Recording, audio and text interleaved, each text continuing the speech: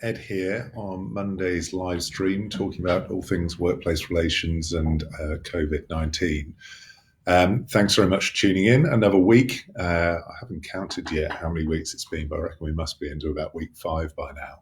And still trucking. We'll be here as long, as we said before, as you are interested in watching. So I've got 4 different things that I'm going to start off with today before we move on to the usual Q&A session. First of all, I'm going to talk through a pivot story, or one related to a pivot, a really good story that came to me over the weekend. Second of all, I'm going to talk about some changes that came out on Friday afternoon. So quick moving is this situation that this was all after we finished on Friday. There was an announcement from the Treasurer, which I'll go through to help people understand what that means for them, and including the timing of any JobKeeper applications. Third of all, had a really interesting contact from a business over the weekend, explaining to me what happened when they contacted the ATO, and I just want to share that with you. It's quite concerning, really, I think, for businesses what happened there. And then the fourth point before we go on to Q&A is we'll just go back to the go, no go decision that we talked about on Friday in light of the rule changes and what I'd suggest to you as businesses that you're doing. So that's those are the 4 things, that I want to go through.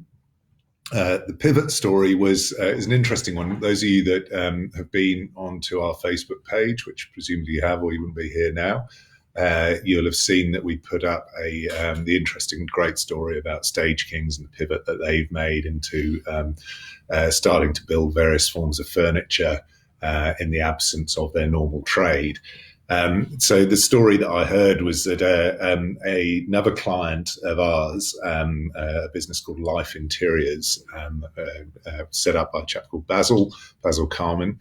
He got in touch, Basil Karam, sorry, not Carmen, got in touch with me and explained that actually he's got this incredible interiors business with a huge following on social media and other channels as well. And he's actually already reached out to Stage Kings as a fellow client to talk about marketing their products through both his bricks and mortar and online retail store, as I understand it, which is just extraordinary. What a great story of businesses starting to work together based on what they're seeing here. So really good story there. We've got some more stories, pivot stories in the pipeline that we'll share on here and on Facebook over the course of this week.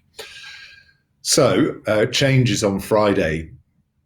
I was actually just wandering to get myself a cup of tea on Friday afternoon in here, and I walked past our advice team that's working on the JobKeeper help product. And one of them mentioned to me, a chap called Yusuf said to me, have you just seen all those changes to JobKeeper? Really? Again? More?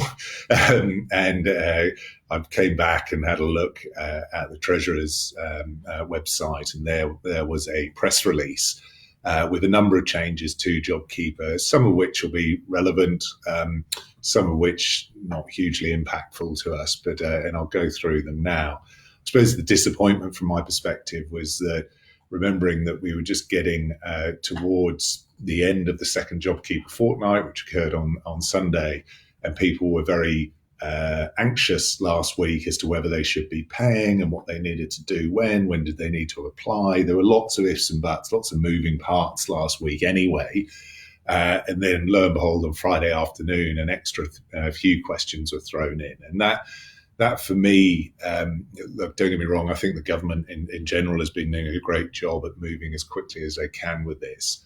But really the nature of the changes on Friday afternoon would just sort of noise that was slightly unnecessary, to be honest. It's just caused further confusion and frustration in small business that I'm seeing and hearing from you guys. To give you a sense as to why I say that, this is all that came out on Friday afternoon. First of all, that JobKeeper is one in, all in.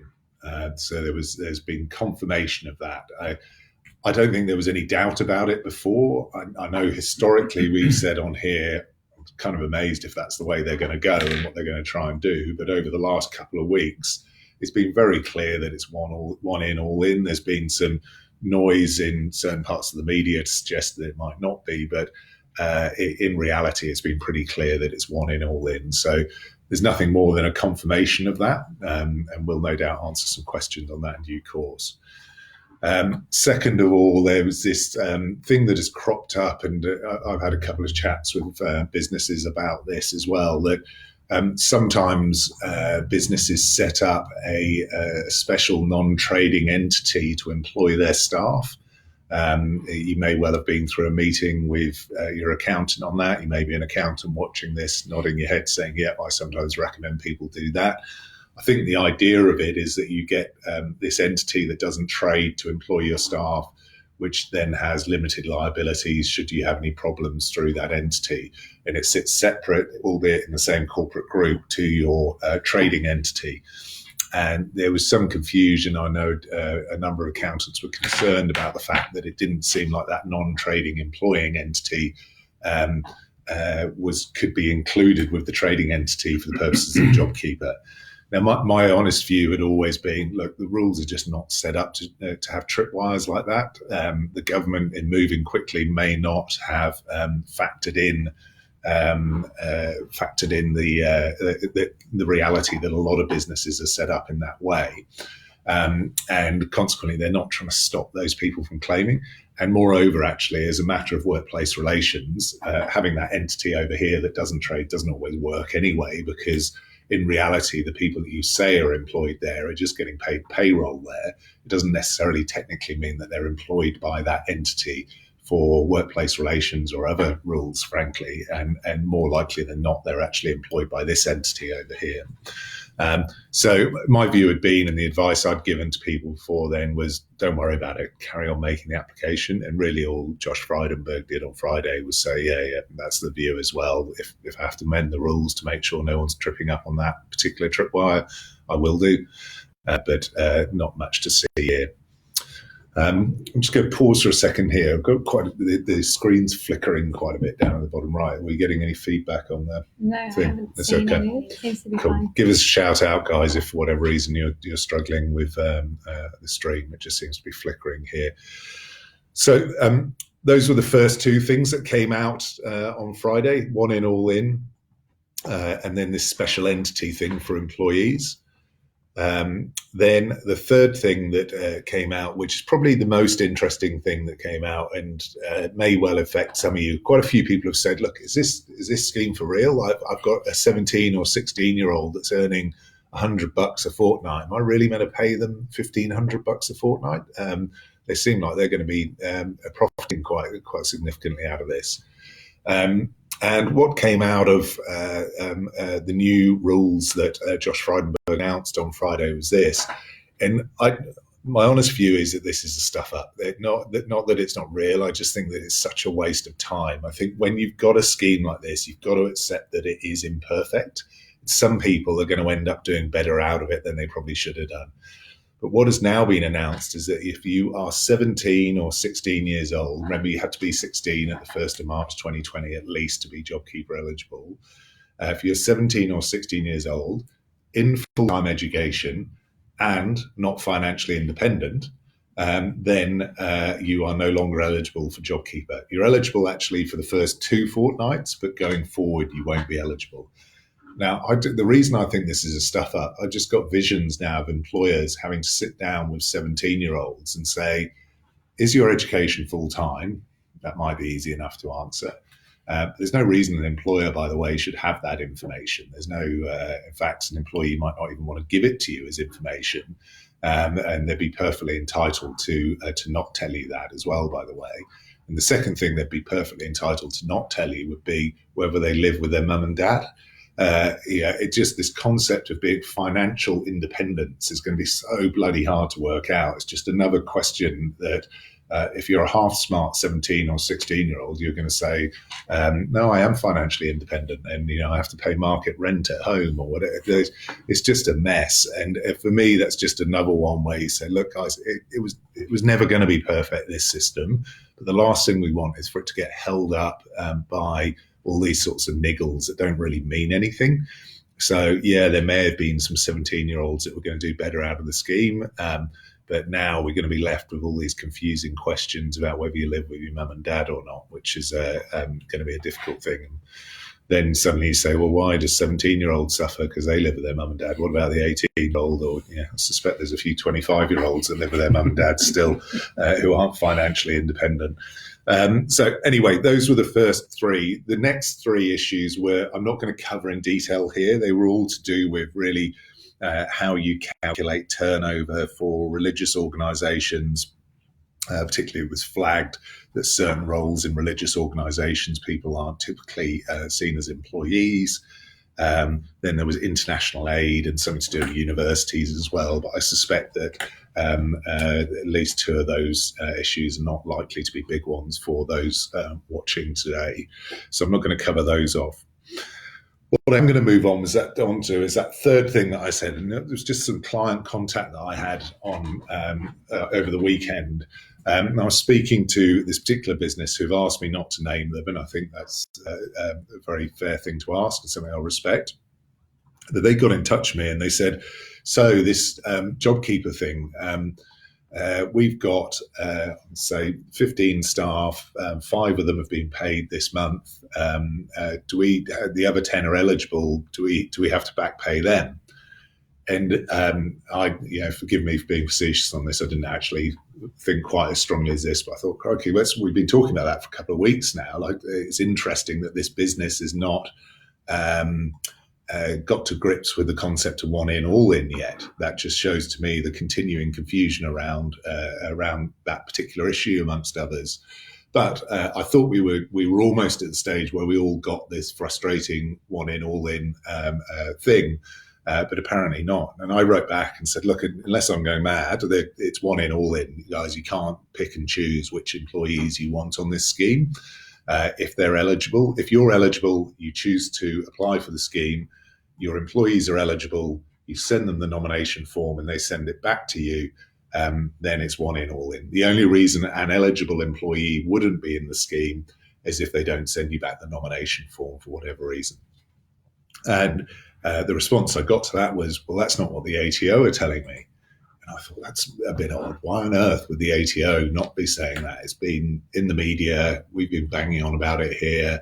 It seems to be reasonably common knowledge. And I said, oh, maybe there's been a crossed wire. It's definitely one in, all in, guys. And I actually started to second guess myself, thinking maybe I'm getting it wrong. Maybe I'm going mad with all this talk of JobKeeper. But I persisted in saying, look, that's the rule. I'm sorry if the ATO is saying that, then they're not right. And sure as anything, they sent me a call recording of a communication with the ATO, which I listened to. I was considering playing it on here, but we decided that it's not the right thing to do because I don't want to get that particular business in trouble for recording anything or whatever else. But the ATO agent quite clearly on the call says, no, you can pick and choose who you want to pay under JobKeeper. And you can listen to, when you listen closely to the call, what you hear is an agent that's kind of losing control of the conversation and doesn't fully know what to do. And instead of just fessing up and saying, I'm not sure, let me check, they just keep digging a hole and getting worse and worse. And in the end, they say, you can choose which of your employees you want to put on JobKeeper. You can start JobKeeper and stop JobKeeper whenever you want. You can flick switches on and off for employees. It's basically like a buffet of subsidy. And fortunately, we've been in communication with this particular business to say, look, that's not the rule. I know the ATO is saying that to you, but bear in mind who at the ATO is saying that under the pressure of getting, no doubt, extra sets of hands in to deal with high volumes of calls. They've got someone in that's just getting it wrong there. It's only confirmed by what the Treasurer said on Friday, who very clearly came out and said, one in, all in, guys. There's no messing around with this. It's one in, all in. If you want to apply, you've got to have your eligible employees and you've got to pay them. You can't choose which ones and you want to and not. But the fact that the ATO are giving a conflicting message on that is obviously incredibly frustrating for businesses. And I've no doubt that there will be lots of businesses consequently who are getting it wrong, maybe relying on equivalent advice they're getting from the ATO. Now, maybe you haven't recorded that advice and you're not going to have it to wave in front of the ATO if they come and bang on your door later. But I would say be very careful about that, because the ignorance, as they say, is no defence in the eyes of the law. So typically speaking, just because you got the rule wrong, even though the ATO may have led you down the wrong path, you may not be fully protected if you do the wrong thing. So be a bit careful. But I was really stunned to listen to this. I just assumed it had been a miscommunication, but actually this call was very, very clear that the person was saying, no, you can choose which of your employees you want to put on, which we hopefully all know from this is not actually the correct way to do JobKeeper. So those are the first three bits of information. The final one I just wanted to address was what we talked on Friday about a go, no go. And that was the question there was, okay, I want to apply for April fortnight JobKeeper. In doing that, I'm going to have to back pay some of my staff. Am I going to get some confirmation from the ATO after I've applied that I'm actually eligible? Therefore, I'm not going to back pay the staff and then subsequently find out that I'm not eligible and not get any money and be left having funded those staff members. And what we know, or in the absence of any information, what we have to presume is the ATO isn't going to tell us that we're eligible. And therefore, you're left having to take the risk, I suppose, the commercial reality or risk of paying your staff at some point. The ATO website says you need to do that by the end of April. Now, my view on that had been just do it in accordance with your normal payroll. A number of people have got payroll runs on the 1st of May. And my belief is that there is nothing in the legislation that stops you from doing the back pay then on the 1st of May. What is quite new, though, is that over the course of the weekend, on Friday afternoon, actually, as part of these announcements, the ATO is now saying you can claim for these April fortnights any time until May the 31st. So you've now, instead of having to do this either by the 26th of April or the end of April, you can suddenly claim right out to the 31st of May for April. So the pressure to get your applications in has gone. They do say on the ATO website that you still have to do any back pay for April in April. I don't know why they say that. It doesn't say that anywhere in the legislation. That just seems to be the ATO sort of chucking in an extra bit on their website. Better to be safe than sorry, I think, and make any payments under an application that you have made now or will make by the end of April, to do it either by the end of April or if you've got a 1st of May pay run.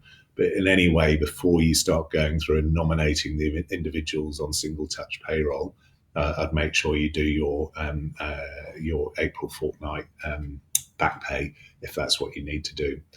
So in terms of go, no go, I don't think it's actually changed anything, what we heard on Friday. The only reason it would have changed it, I suppose, is that you might have a bit of administration to do if you've got 17-year-olds that you need to work out what their position is. As I say, the position on them is prospective. It's not, so i.e. you can claim for them on the full 1,500 for April. And then if you find out now, you just wouldn't claim for them going forward from here. So you might have a bit of work to do to work out what your 17 or 16-year-olds are doing in terms of whether they live with their mum and dad or not. But otherwise, I can't see why you would now need to delay until the end of May to make your application. I suppose if you just haven't managed to get your employee nomination forms in or something like that, but for whatever reason, they've given a bit more leeway on it in order that you can make the application at a later date if you want to. So those are the 4 things that I wanted to cover. And now we will go over to some questions, please, Stewie. Sure. Let's kick it off with this from Mike. With the changes made over the weekend relating to 16, 17-year-olds, if they have been paid, will they still be able to claim back their JobKeeper allowance from the ATO? Hi, Mike. So 2 things, actually, and something I should have made clearer on the Friday changes. Those aren't yet in the rules. I've no reason to believe that they won't be in the rules in due course. But at the moment, all we've got is an announcement from the Treasurer, and the process of adding those things to the rules will go ahead today, no doubt. Let's assume that 16, 17-year-old thing goes into the rules. What it says is that you can claim for April but going forward from when the rules change, they won't be eligible anymore. So for the last few days of April this week, plus the first week of May, that fortnight forward, I think you won't be able to claim for those 16, 17-year-olds. But remember, you will still pay them in the ordinary way if they're doing hours. So if they're doing their work for you, you've still got to pay them in the ordinary way. You just won't be able to recover and have to top them up in the way that seemed to have been the problem for most people. This one from Rex. If my 2 staff don't want to accept JobKeeper during my business lockdown period, they are stood down now on no pay at the moment because they're on JobSeeker. Can I put them on JobKeeper when we eventually reopen in order to subsidise their wage? I have asked that they use 50% of annual leave as per FWA amendments, and they are not keen to do so. So understood. So the way it would work is that they would say, okay, at the moment you've got me on, you want to put me on 50% leave, but otherwise I'm on unpaid leave. I don't want to go on JobKeeper. They're perfectly entitled to not sign the form. And if they don't sign the form, then you wouldn't nominate them through STP on about the 5th of May forward. So you won't get anything for them whilst they're still doing JobSeeker. Now, when you actually want them to return to work, so you would be bringing them back off Standdown leave without pay. And when you do that, then you would put the form to them again and say, hey guys, I now want to claim for you going forward, because you won't be able to get JobSeeker anyway, or probably won't be able to, depending on the number of hours you do, because you'll be getting income from me. I want to get the subsidy to help me with that income. And you'd have that conversation at that point. This one from Anne. Can we claim JobKeeper for 2 staff who are with us on training visas 407 and another staff who's on a spouse visa 500? They've all been with us since mid-2019. Sadly not, Anne, no, they're not.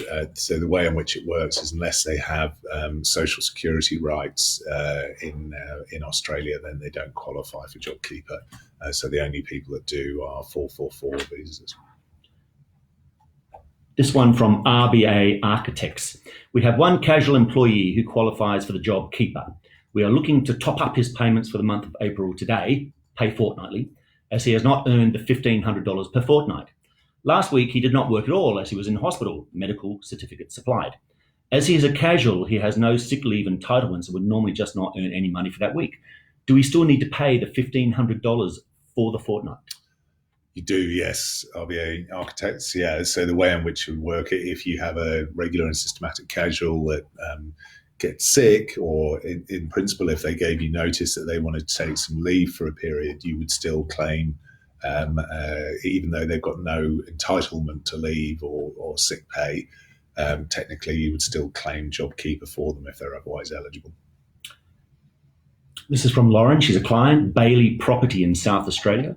We are a real estate agency and have a number of sales agents on a debit credit arrangement. Is the JobKeeper payment repayable through their normal debit credit system, or is this just a free kick to the agents? So thanks for your business down in South Australia there at Bayleys. The free kick's not really the way I'd put it. It's going to work based on what their position is on a fortnightly basis in terms of where the debit and credit sits, and as to whether you have to top them up or not, or whether you're getting a subsidy for that position. So that's the way in which it works for them. And sometimes they'll do better out of it. Sometimes you'll do better out of it, essentially. This one from Karen. She's a client, a business called Crofts. If someone returns from parental leave partway during the fortnight, do they still get the full JobKeeper payment of $1,500 for the fortnight, or is this apportioned? Really good question, actually, from Karen. Crofts, was it? Yeah. Thank you for your business. So I was looking at this on Friday, actually, the question of what happens if you come back in, you get parental leave for a part of a fortnight. Then on the rules, what happens is that you don't start getting JobKeeper until the first fresh fortnight, so to speak, i.e. the fortnight in which you don't get any parental leave. That's when you first get JobKeeper. This is from Saskia. She's a client. Hi, Ed. I'm a current client, and we're thinking of using your additional service for assisting with all the paperwork and eligibility, etc. Is there somewhere I can look to get an estimate of the costs and also the availability for this service? Sure. So it's Saskia, is it? Yes. Thanks for your business, Saskia. Have a look on jobkeeperhelp.com.au. You can register your interest there. The way in which we're charging it for it, though, is that we will charge $300 per eligible employee once it's confirmed that you're going to get the subsidy for them. And that's for the entire 6 months. That's not on a monthly basis or anything like that. That's for the entire 6 months. So if you had 5 employees, the total fee would be $1,500. So you can register interest on jobkeeperhelp.com.au. Just a flag on that, hopefully later this week, we're going to get, so we're working with Bates Cosgrave, which is a firm here in Sydney, accounting firm here in Sydney, who's a client of ours as well. We brought them in to make sure that the accounting aspects of the questions, because so many of them cross over with workplace relations, are dealt with properly. But it's really pleasing for me to be able to do some work with a client on that. We're hopefully going to have Glenn Cosgrave from Bates Cosgrave in later in the week to join in on this live stream. This one from Sally Ann. Under what circumstances would you claim the apprentice subsidy instead of JobKeeper for apprentices? Hi, Sally Ann. So my position on this has changed slightly in that we've been doing some pushing with the various bodies, ATO, apprentice boards and so forth, to understand which one is which and why you would get one and not the other and what the rules are. The best that we can say at the moment is there is not a fixed rule that you can't have both. I know that various websites have said that over time. We can't find a rule anywhere that says it. We tried to pin people down on it. The ATO notably have removed any reference to not being able to have both on their website. So my suggestion would be go after both and follow my mantra that I've been suggesting here, which is act now and then seek forgiveness later rather than asking for permission. So go for both, and if we get any clarification, we'll let you know on here. This one from Brenton. As an employer, what are the rules regarding an employee who is now refusing to work her normal shifts, part-time shifts, as she is under the belief that she will get the JobKeeper payment regardless of whether she works 1 hour or her normal shifts? Can we still make employees redundant during this time? So, yeah, Brenton, a couple of questions there. So employee refuses to do their normal shifts. So the way in which JobKeeper works is that they're meant to be doing those shifts for you. If someone's refusing to do their shifts, their contractual shifts with you, look at JobKeeper as a sort of a sideshow that's no different to someone just refusing to turn up to work, in which case you might end up with a disciplinary issue. You hope that during the course of that, all parties can see sense and the employee will come back to work.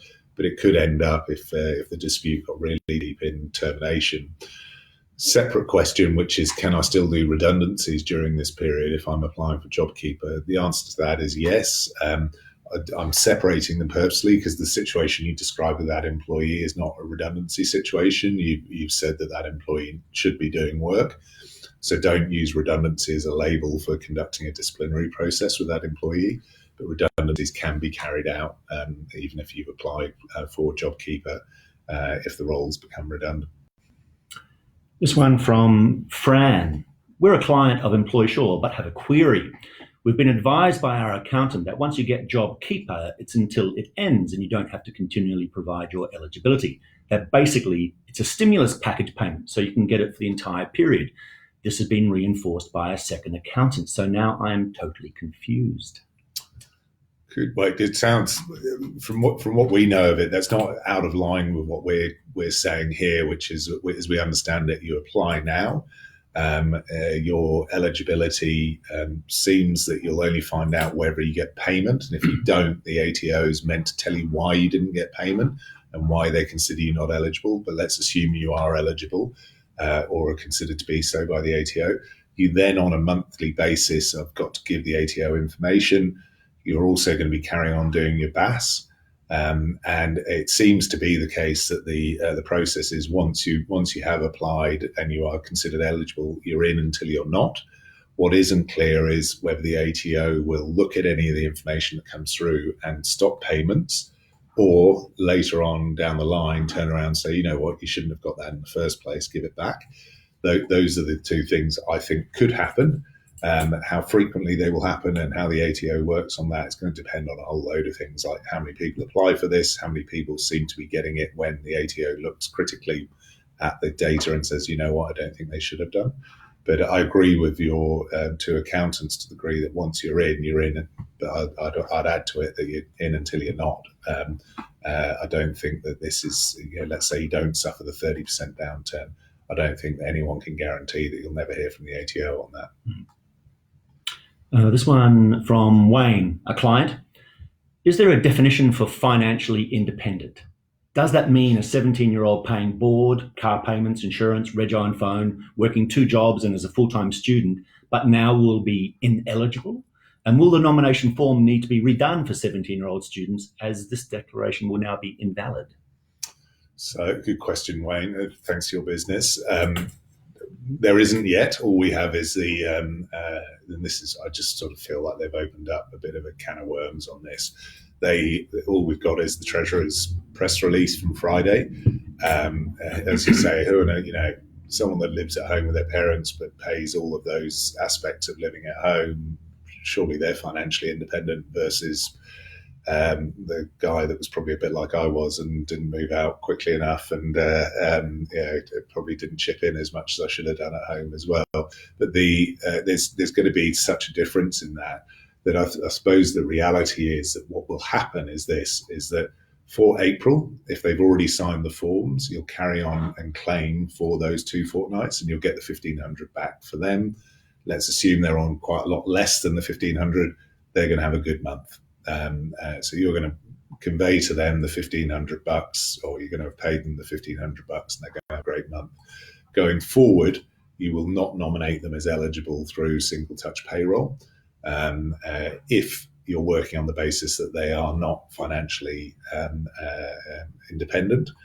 And the point is all that's going to happen is there's much more grey. So there's going to be this element of an employer ultimately choosing whether to nominate or not based on whatever conversations they have with their employee. So grey areas are not great for any of us. They cause disputes and employees don't believe this and it challenges that and so on. But anyway, that's what's going to happen practically speaking. If you feel in the conversations you have with an employee that they're not financially independent, then you won't apply for them. Now, bear in mind that an employee very much has a right. If you said, do you live with your mum and dad? You say, no, it's none of your business. Do you pay rent at home? So that's definitely none of your business. All of those things are stuff that you're probably not going to be able to find out very easily, to be honest. This one from Emma. We're bringing back some staff this week on reduced hours. Does their annual leave accrue on their original contract of 38 hours, as it was when they were stood down, or now on their reduced hours? So, Leanne, was it? Emma. Emma, sorry. So, Emma, the answer to that is this. It's a bit technical, but if you've got let's say your employees were stood down or on leave without pay, what you will have done is brought them back to work on their full hours, so to speak. This is technically, you wouldn't have actually physically done this. You bring them back on their full hours, and then what you're doing is most likely a JobKeeper enabled stand down or reduction in hours. And because it's a JobKeeper enabled stand down, what happens in terms of accrued entitlements is that it's assumed that they're still on there, let's say 38 hours a week, even though they might be doing less for you. So because it's a stand down, you accrue at the level that you would otherwise have been on. If it's leave without pay and you kept your people on leave without pay, you didn't bring them back. People on leave without pay don't accrue entitlements in the same way. This one from Peter, a client. We have a staff member that has been on maternity leave for over a year, and now she is pregnant again. We don't see her coming back, although she says she will. She has not been paid for over 6 months. Is she entitled to the $1,500 per fortnight? This is a staff member. They've been on leave for over a year. Yes. And they're now pregnant again, possibly not going to come back in the interim. Correct. They're employed by you. They're otherwise satisfy the criteria. The only reason they wouldn't get it is if they're on any period of paid parental leave. So you don't get any. They're not JobKeeper eligible until they finish on paid parental leave. Yep. Nice general one here from Johnny. What's the difference again between standing down and termination? Good, Johnny. So there's a couple of things that get thrown around in the press. So stand down sometimes gets used as some sort of synonym, I suppose, for termination. It's not. I'll come back to why that is. The other ones that get used a bit liberally are layoff, which also has a different technical meaning to actually firing someone. So the language that I try and encourage people to use is this: is a stand down is a very technical thing, either under these JobKeeper provisions or not. It means that there's been a stoppage at work and the people don't work. Essentially, they're still employed by you, but they don't work during that period. Or under JobKeeper, they might work reduced hours. Redundancy is a situation where the job no longer exists, and you can currently go through a process where the employee that was doing that job might subsequently get dismissed by you. That's sometimes where people call that a layoff, sometimes colloquially in the media, but redundancy is the technically correct term. So a stand down is not a termination. The person carries on being employed by you. A termination, which might be a redundancy, is where they no longer are employed by you going forward. Ed, you've touched on this before, but Megan wants some more clarity. Megan from 1234 Early Learning Centre asks, what do we do if a casual who is eligible for JobKeeper but is just refusing to do any shifts? It's a good one. So a casual eligible for JobKeeper and refuses to do any shifts. So we haven't, funnily enough, on here, of all the things we've been through, we haven't really peeled back the skin on what a regular and systematic casual looks like. And I'm going to give you a litmus test for this, which is hopefully quite a useful one. But if you've got someone that works for you, it doesn't matter so much whether it's 1 hour or 20 hours a week, but if they do a shift for you with such regularity and consistency that there is a mutual obligation, both in their mind for you to give them that shift and in your mind for them to do that shift. So the litmus test that I use is this: is if for some reason you didn't ring that employee or message them with that shift for the coming week and you didn't make it available to them, would they ring you up and say, what's happened, guys? Where's that shift? And vice versa, if they turned around and said, no, I'm not available this week, would you ring them and say, what, you're letting me down? I thought you're always available for this. In that case, using that litmus test, that's what regular and systematic typically means. So if you've got a situation where someone might do X number of hours a week and now says, stuff it, I'm going to get JobKeeper anyway, I'm not going to do those hours, then they're probably not regular and systematic. So you shouldn't really be claiming for them anyway. So someone who's just refusing to do shifts for you is not really a regular and systematic casual. And going forward, you might decide not to nominate them on the basis that they've just sort of shown their hand as not being regular and systematic. That's my view. Mm-hmm. Joe has a scenario. So if someone starts full-time on the 16th of March and will be an ongoing employee, the rest of our staff will get JobKeeper. This new employee won't. That doesn't seem to encompass the one in, all in.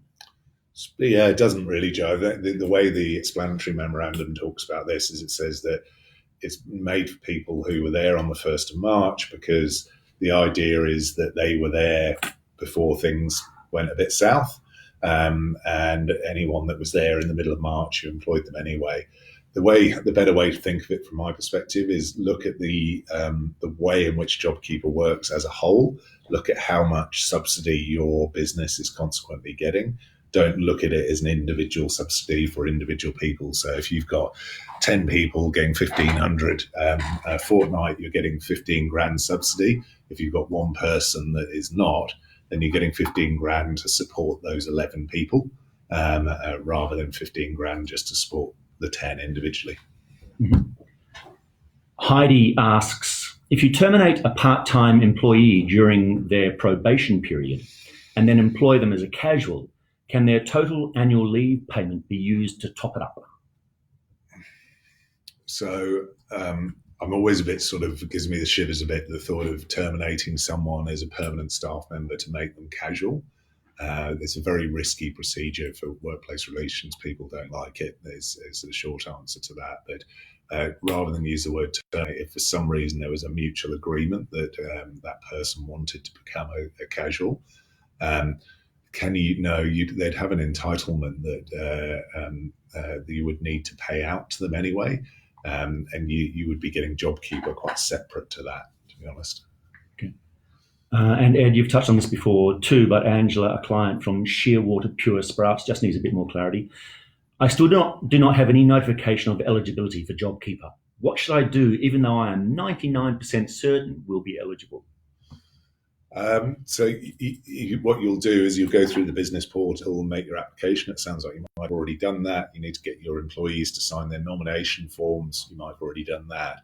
You're not going to hear anything, as far as I'm aware, from the ATO until you get paid, or you don't get paid on about the 14th of May.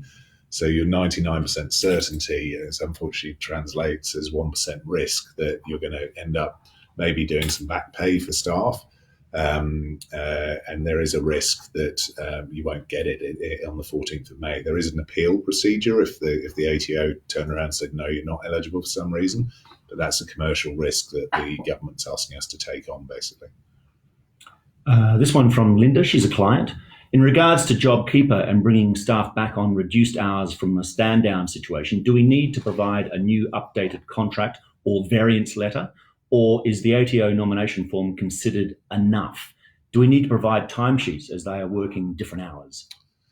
Linda, was it? Yes. Yes. So yes, Linda. The words updated contract sound a bit daunting, I think, to people. But certainly, what you need to do is encapsulate in writing what arrangements you are making with your individual employees. So you might be saying, look, I need you to do X amount of hours per week, even though you're typically full-time. You might specifically state that you're doing so under the JobKeeper enable provisions. You're consulting with them as you're required to do under those provisions to reduce their hours and so on. So I'd definitely put all of that in writing.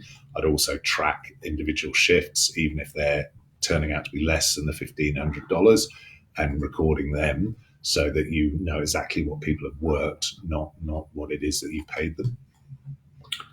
This one from Marissa. We have a casual employee who is eligible, although also gets a part pension and doesn't want to go on to JobKeeper as it will mess up their pension. Does this mean we cannot get the JobKeeper for our other 11 employees? Marissa, the answer to that is no. You would give that employee the nomination form and they just wouldn't sign it. And you would go off and use the nomination forms from the other 11 employees. So you'd essentially claim for 11 out of 12. I know that sounds like it's not one in, all in, but the reason for it is because the employee is selected out. You haven't chosen not to nominate them.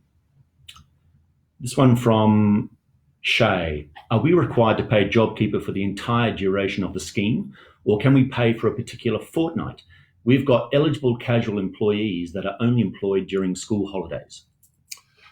So there's two questions there. If they're the only employees you've got, I suspect not. But if they are, then you would only nominate them during the period that they would. Well, let me pause on this. If they are eligible, even though they're only during school holidays, and this is exactly the sort of question the ATO guy got tripped up on, so I'll be careful here. If they are eligible, they're eligible throughout the period. You can choose to stop going on the JobKeeper period at any time. You'd essentially withdraw your application. I don't think you can then go back on it. I don't think you can switch on and off during different fortnights. So in essence, you could, at the end of, let's say, 3 months, go back to your eligible employees and say, we have decided to withdraw our application from the JobKeeper scheme. And you'd be able to do it in that way. But it would mean that if you had any other employees, you wouldn't be able to claim for them. This one from Debbie. She's a client, CFN Association Incorporated. We have a full-time staff member who has sought JobSeeker and has been receiving payments for 1 month. Last week, she also completed nomination form for JobKeeper.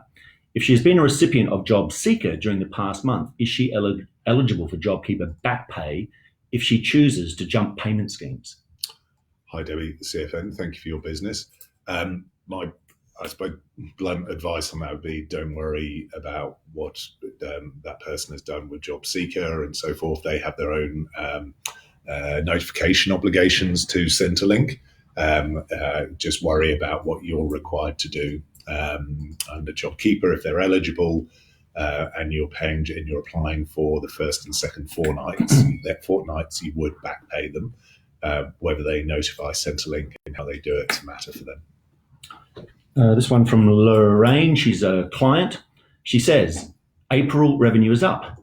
May and June will be down. 3 months in total likely to be 30% down. Mm-hmm. Do I start claiming JobKeeper for my employees in April anyway?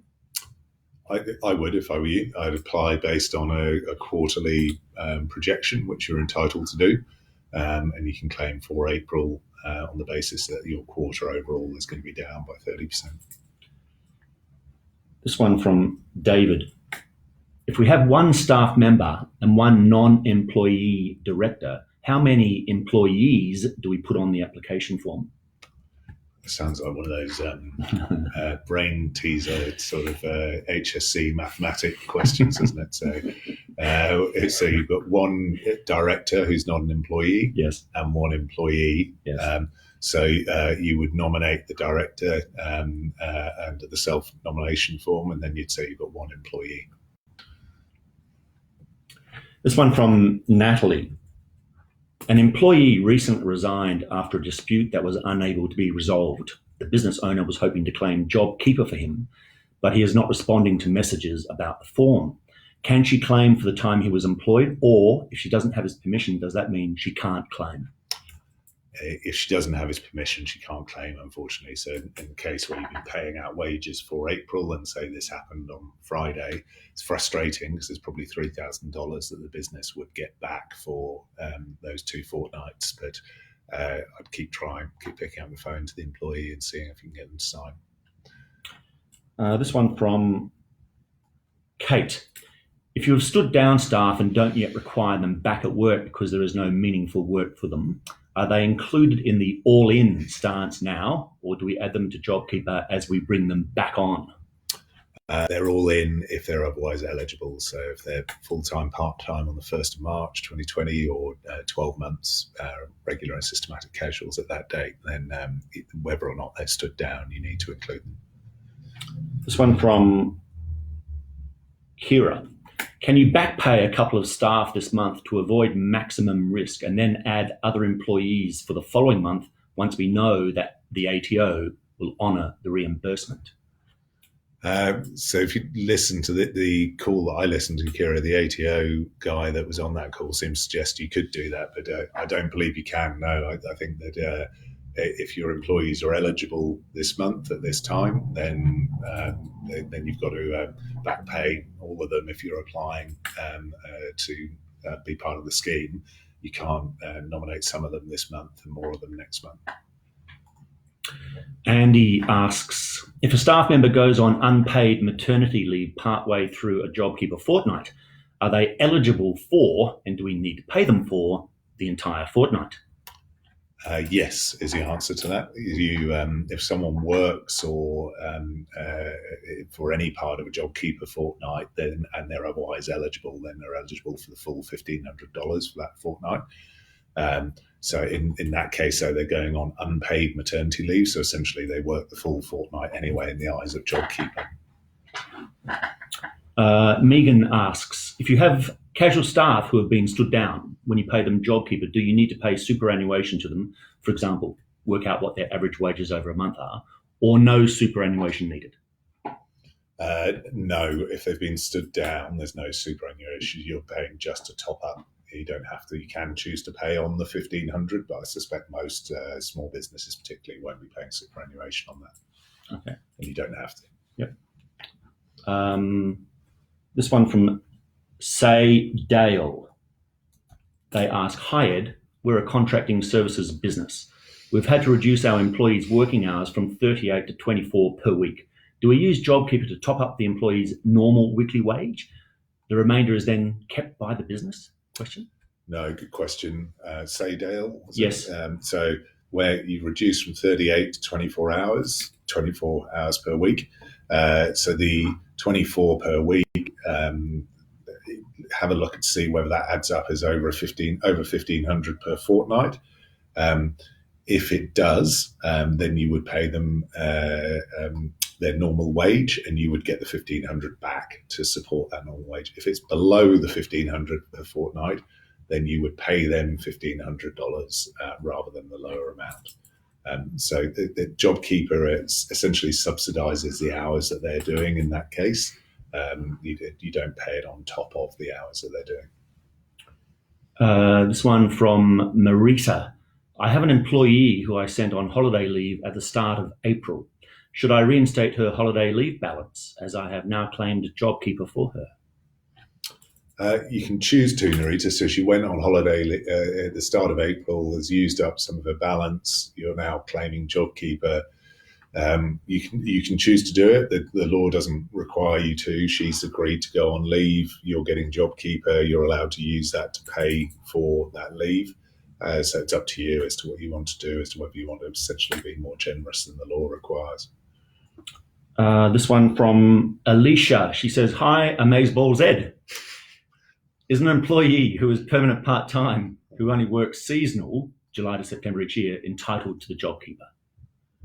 So permanent part-time, was it? Seasonal work through July, September. It depends a bit, Alicia, on what the contract says. So I'd need to look at the contract there, to be honest. So if they've got continuous employment with you at the moment, then yes, they would be. But if the contract essentially has them employed for that season on a fixed term, and then they disappear from your employment and then they reappear, then they wouldn't be. But if there's an ongoing contractual relationship throughout, then they would be. This one from Patrick. Are we required to give nomination forms to all our staff, including staff that aren't eligible? No. If a staff member's definitely not eligible, you don't give them a nomination form. This one from Rochelle. She's a client. If I nominated 2 but should have put 4 employees, is there a way to change the nomination? I believe there will be, Rochelle. When you get to about the 5th of May, you're going to have to go through your single touch payroll to actually detail those that have been nominated. I think you can also go back onto the business portal and see if you can update it. This one from Alison. She asks, I have a staff member who may not want to come back due to getting more income on other Centrelink benefits. Do we have to keep them employed and accrue their benefits, or do we just finish them up? So if so it's really a JobKeeper question. If someone's getting Centrelink benefits, they may not want to come back. So essentially what you'd be saying is at the point that you want them to come back, you would be asking them to do so. If they say no, you'd be starting to have a conversation then as to whether they're resigning. And if so, you'd finish them up on that basis. But no, you have to actually put it to them and see what they say, I think, is the first next step in that. This one from Sue with a few followers. How many directors can we nominate? Just one, Sue, and only if they're not an employee. So for an example here, we've got 3 local directors here, but we're all employees, so we won't be nominating any directors here. And Ed, just a couple of comments from me to wrap up. One from... No, as long as they're not rude, Stuart. I don't want to hear any rude ones. Or any more people calling to see you. I've told you this is a one-person band, Stuart. I have to stop trying to get attention. I'm happy playing bass. Okay. Yeah. Good. Rosie says, Weekdays with Ed has become my new lunchtime soap opera replacement. Thank you. I think that's a compliment. I don't know. Yeah, it's a compliment. And Wendy and Bruce from Clockwork Print and Signage. Hi, Ed. Great videos. Thank you. How is your personal life-work balance going? Good. I never really sort of see myself as having much of a balance, but not in a negative way. I like a lot of small business owners. I just see this as part parcel of my life. I actually, this business I was communicating, I thought I worked hard, and then I was communicating with this business overnight. I got an email from them last night at 11 p.m. and another one at 3 a.m. And it's not a nighttime business. So I thought I was doing quite well replying at about 5 a.m., but they'd been up for about 3 hours already. So I've just learned a lesson overnight that there's more hours in the day, apparently. But No, I do. Yeah, I don't think there's necessarily. I thoroughly enjoy what I do. I consider myself very privileged to really enjoy what I do, and I don't really separate out the two things. So. And there we go. So, well, thank you guys for today's session. That's been a big one. There's been a lot of people watching today, and no, and all for good reason. I think there's a lot of questions. Just wonder if my new mates, Koshi and Sam, as I like to call her now, be watching. So we did a little bit on Sunrise this morning. We might be on there later this week. So I'll try not to get too big a head over here. But guys, in the meantime, see you tomorrow midday. Thanks for the questions.